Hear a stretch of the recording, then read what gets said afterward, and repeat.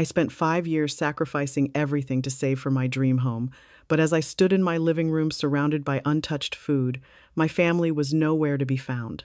Instead, they were at a luxury dealership buying my sister a Porsche. What happened next destroyed their lives, not mine. There is a specific kind of exhaustion that settles into your bones when you spend your entire life trying to earn the love of people who have already decided you come second. For 28 years, I was the reliable one.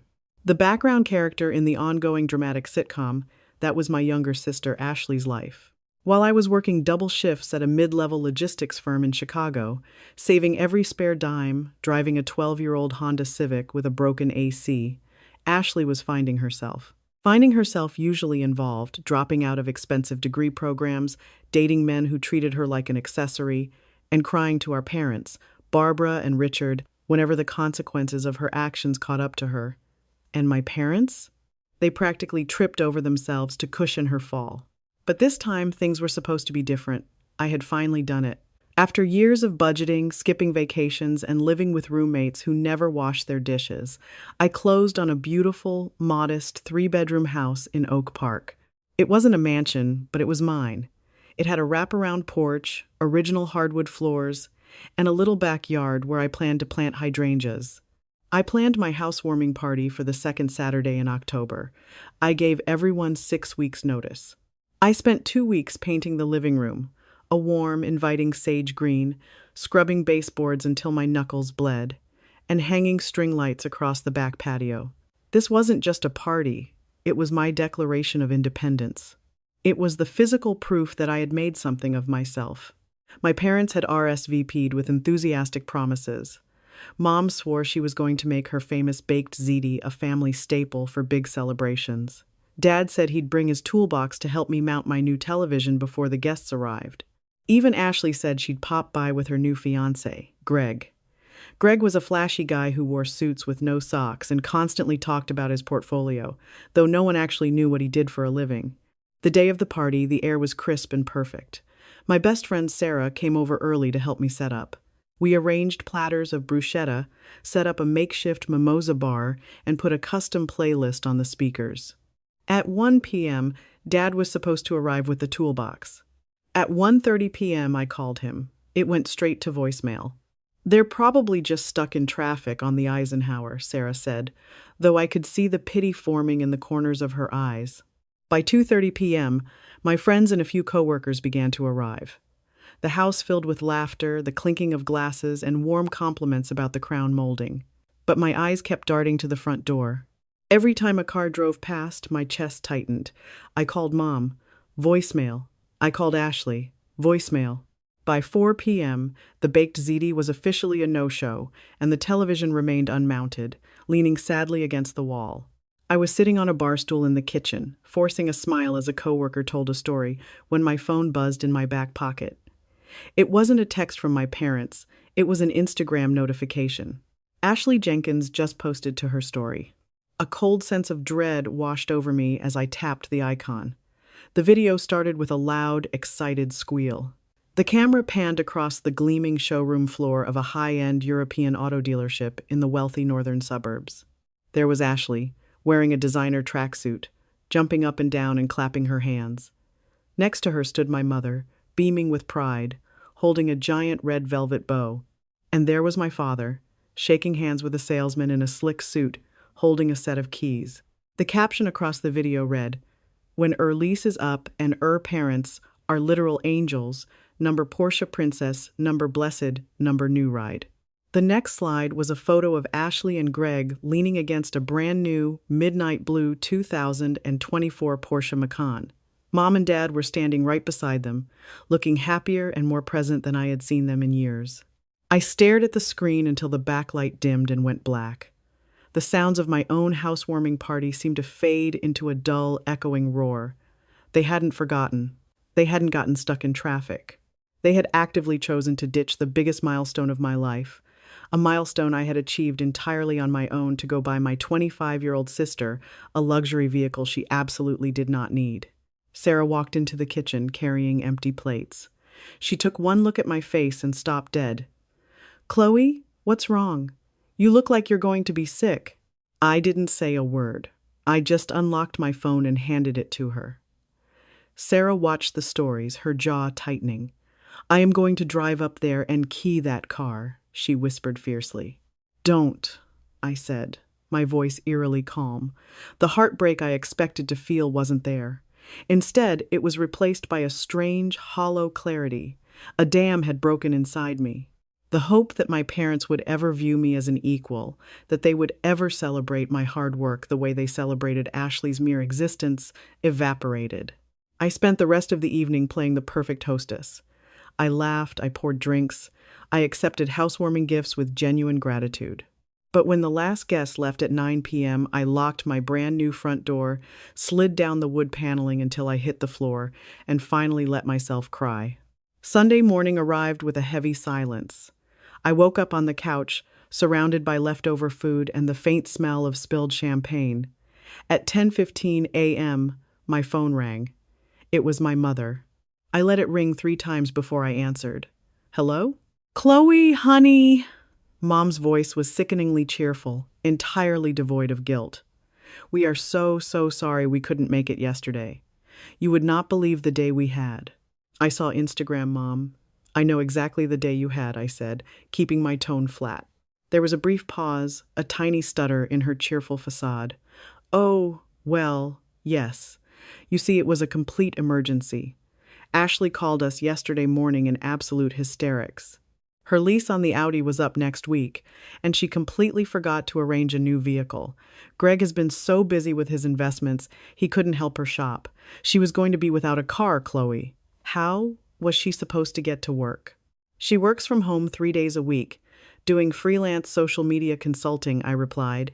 And she could have rented a car, or bought a used one. Or you could have gone to the dealership on literally any other day of the month. Yesterday was my housewarming. Chloe, please don't be dramatic, my mother sighed, her tone shifting from apologetic to irritated, her classic defense mechanism. You already have the house. The house isn't going anywhere. Your sister was having a crisis. As a family, we pivot to who needs us most. Besides, we'll come over next weekend to see the place. Don't bother, I said. Excuse me? I said, don't bother coming over next weekend, or the weekend after that. I stood up, looking around my beautiful, quiet living room. You chose a car over my home, Mom. You chose Ashley's manufactured crisis over my actual milestone. We're done. You are acting like a jealous child, Dad yelled in the background. He had clearly been listening on speakerphone. We do not owe you our Saturday, Chloe. You're an independent adult. Act like it. You're right, Dad, I said softly. I am an independent adult, which means I don't have to keep subjecting myself to this. I hung up the phone. I blocked their numbers. I blocked Ashley. I blocked Greg. For the first time in my life, I instituted absolute zero contact. The first few months were incredibly difficult. Thanksgiving came, and I spent it eating takeout Chinese food with Sarah and her family. Christmas arrived, and I bought myself a beautiful tree, decorating it alone while watching old movies. The silence from my family was deafening, but it was also peaceful. There was no drama, no last-minute demands for money to bail Ashley out, no passive-aggressive comments about how my career wasn't as glamorous as whatever my sister was pretending to do. But in my family, secrets are like water in a leaky basement. They always find a way to seep through. The news came via my cousin Liam, who I had remained close with. Liam was a pragmatic guy who worked as a loan officer at a regional bank, and he loved family gossip almost as much as he loved a balanced spreadsheet. In late February, Liam came over to my house to check out the renovations I'd done. We were sitting on the back patio drinking beers when he brought them up. So, Liam said, leaning back in his chair, have you heard the disaster happening in the royal court? I haven't spoken to them since October, I replied, taking a sip of my drink. And I don't really want to, unless someone is dying. Nobody's dying. Just their credit scores. Liam chuckled darkly. You know that, Portia? They got Ashley, the one that ruined my housewarming? Hard to forget. Right, well, I had a buddy who works over at the dealership's financing arm. Small world. Turns out Aunt Barbara and Uncle Richard didn't just buy her a car. They co-signed a $75,000 auto loan at an 8% interest rate. I nearly choked on my beer. Wait, what? Why would they do that? Dad has a good pension, but they aren't rich. Why didn't Greg just buy it for her? He's always bragging about his wealth. Liam laughed so hard he snorted. Greg is broke, Chloe.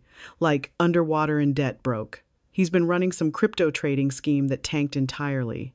His credit score is practically in the triple digits, and he has a tax lien on his accounts. He couldn't finance a bicycle right now. And Ashley's social media consulting brings in maybe $1,000 a month. I stared at him, the pieces rapidly clicking into place. So, Mom and Dad took on the debt.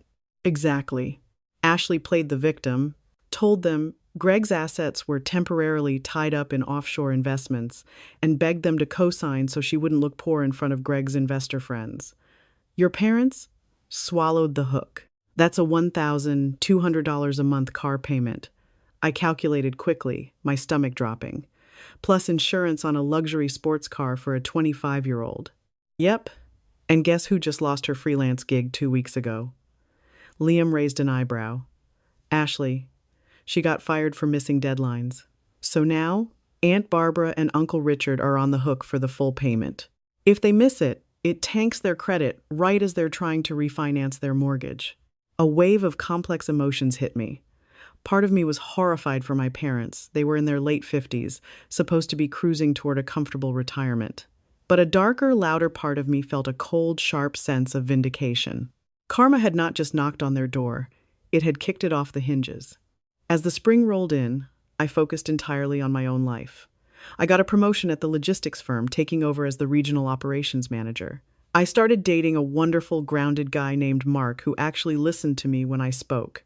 My house was blooming, the hydrangeas I planted took root, framing the porch in vibrant blues and purples. I was thriving in the peace of my own making.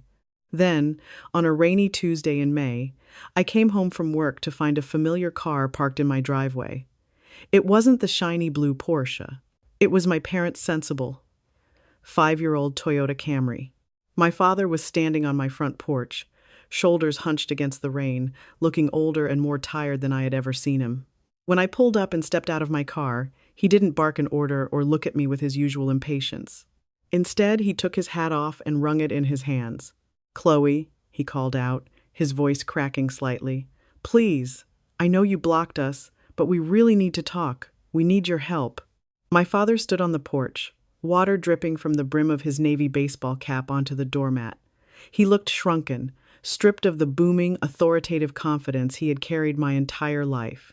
I hesitated, my hand gripping the cold brass of the door handle. Every instinct I had built up over the last 7 months screamed at me to shut the door, to lock the deadbolt, and to walk back into the warm, peaceful sanctuary I had created for myself. But he was still my father. "Come in, Dad," I said quietly, stepping aside. "Take your boots off. I just cleaned the floors." He stepped inside, awkwardly toeing off his wet shoes and hanging his jacket on the coat rack. He stood in the entryway, his eyes scanning the living room. I saw him take in the sage-green walls, the mounted television he was supposed to have helped with, the cozy reading nook, and the thriving indoor plants. He looked like a stranger trespassing in a museum. He had never been here. This was the first time he was seeing the home I had bought entirely without his help. It's a beautiful house, Chloe," he said, his voice thick with a strange, unreadable emotion. "Thanks. I like it," I replied, crossing my arms defensively. "What do you want, Dad? Why are you here?" He let out a long, ragged sigh and collapsed into one of my accent chairs. He rubbed his face with both hands, leaving red marks across his cheeks. "We are in trouble, Chloe. Deep, deep trouble. Your mother hasn't slept a full night in 3 weeks. We're drowning." I sat on the edge of the sofa across from him, keeping my distance. Liam told me about the Porsche and the loan, and Ashley losing her job. Dad winced at Liam's name. Liam has a big mouth, but yes, he's right. But that's not all of it. I felt a cold prickle of dread at the base of my neck. What else is there? Dad leaned forward, his elbows resting on his knees, unable to meet my eyes. When we bought the car, Greg pulled us aside. He showed us these charts, these portfolios. He said his offshore accounts were frozen due to a bureaucratic error with the SEC, and he needed a short-term bridge loan to keep his business afloat. He promised he swore on his life that he would pay us back triple within 90 days. He said he would pay off the Porsche entirely as a thank you. Dad, I breathed, horror creeping into my voice. What did you do? We took out a home equity line of credit, he whispered, staring at my floorboards. A HELOC on our house. $40,000. We wired it to Greg's LLC. But the LLC doesn't exist anymore. Greg filed for bankruptcy 2 weeks ago. The SEC wasn't auditing him. He was being investigated for fraud. The money is gone. And because Ashley missed 3 payments on the Porsche before she told us she lost her job, the bank jacked up the penalty rates. I sat in stunned silence. The sheer magnitude of their financial illiteracy was staggering. My parents, who had lectured me for years about buying store-brand groceries to save pennies, had handed over a quarter of their retirement security to a man who didn't wear socks with his dress shoes. Between the HELOC, the car loan, and the penalty fees, we owe over $115,000, Dad continued, his voice breaking. My pension covers our basic bills, but it doesn't cover this debt. We've maxed out our credit cards just trying to keep the bank from foreclosing on our house. I am so sorry, Dad, I said, and to my surprise, I genuinely meant it. It was a terrible, humiliating situation, but I don't understand why you're here. I don't have $100,000 to give you. Finally, he looked up, and the desperation in his eyes made my stomach churn. We know you don't have the cash, Chloe, but you have equity. You put 20% down on this house. You have excellent credit. If you took out a second mortgage or a loan against the house, you could bail us out. We would pay you back. I swear to you, we would pay every cent. The room went completely still. The rhythmic patter of the rain against the front window suddenly sounded like a ticking clock. I looked at my father. I looked at the man who had ignored my calls on the proudest day of my life. The man who had called me a jealous child for being hurt, that he chose a luxury car dealership over my housewarming. Let me get this straight, I said, my voice dropping to a dangerously calm octave. You skipped my housewarming to buy my sister a Porsche. And now you want me to risk my house, the house you couldn't be bothered to visit to pay for it? Dad flushed a deep, ugly shade of crimson. That's not fair, Chloe.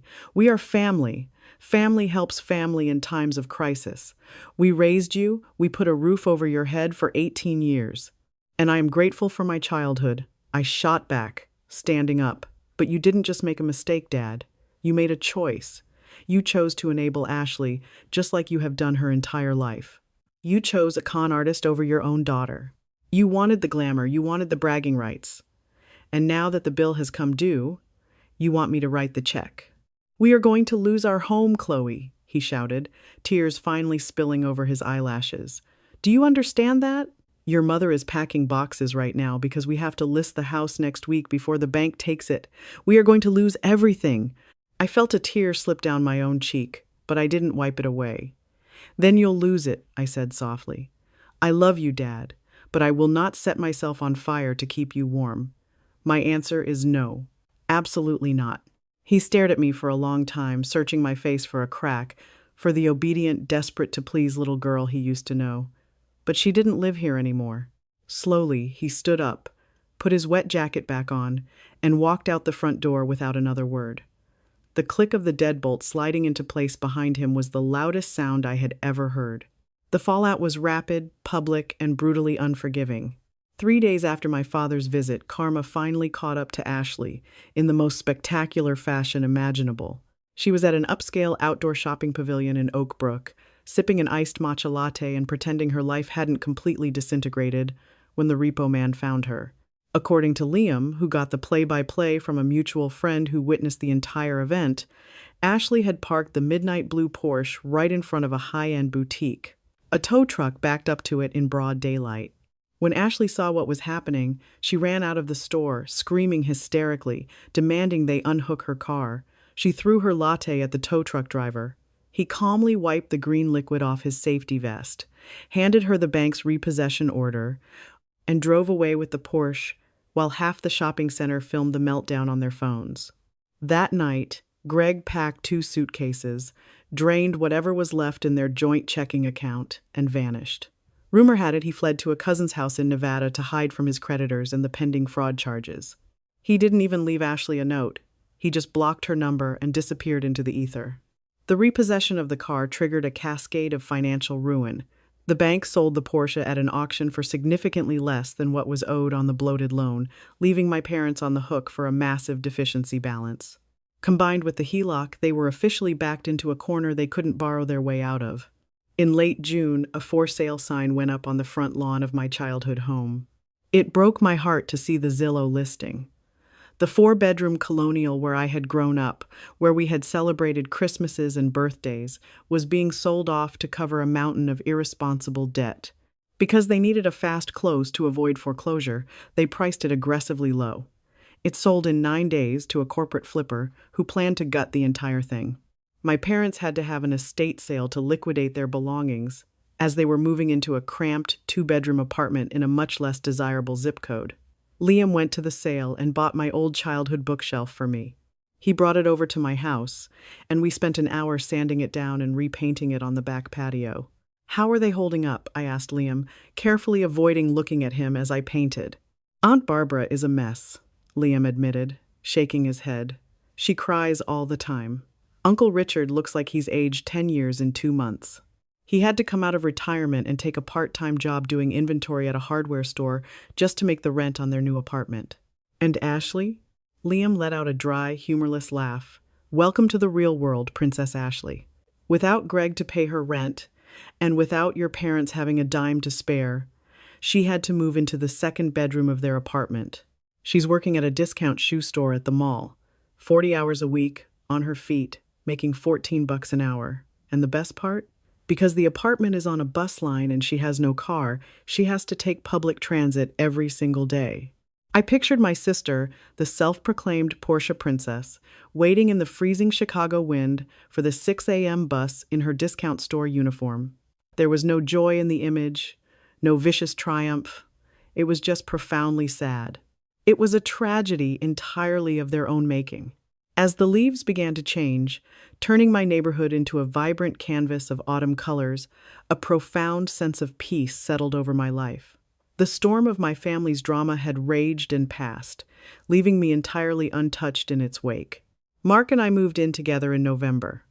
He brought his golden retriever, an old leather armchair, and an energy of calm, steady love that filled every corner of my home. We spent our weekends browsing flea markets, cooking elaborate dinners, and planning our future. For Thanksgiving, I hosted exactly who I wanted to. The house was filled with the smell of roasting turkey and cinnamon. Sarah was there, laughing loudly and pouring wine. Liam brought his new girlfriend. Mark carved the turkey. As I sat at the head of the table, looking at my chosen family, I realized that the empty chairs from my housewarming party no longer haunted me. They had been replaced by people who actually wanted to be there. I did send my parents a Thanksgiving card, along with a gift card to a nice grocery store. I wasn't a monster, and I didn't want them to starve, but I didn't include a return address, and I didn't unblock their numbers. Some bridges, once burned to ashes, simply cannot be rebuilt. The hardest lesson I ever had to learn was that you cannot save people from the consequences of their own actions. My parents gambled their financial security, their home, and their relationship with their eldest daughter on a shiny blue illusion. The illusion shattered. But as I looked around my beautiful, sturdy little house paid for with my own sweat, filled with my own peace, I knew one thing for certain. I had built something real, and absolutely no one was ever going to take it away from me. If my story resonated with you, let it be a reminder that walking away from toxic family dynamics isn't a failure, it's an act of profound self-preservation. You cannot heal in the same environment that broke you. Please like, share, and subscribe to the channel for more real-life stories about survival, setting hard boundaries, and the unapologetic pursuit of peace. Drop a comment below if you've ever had to walk away.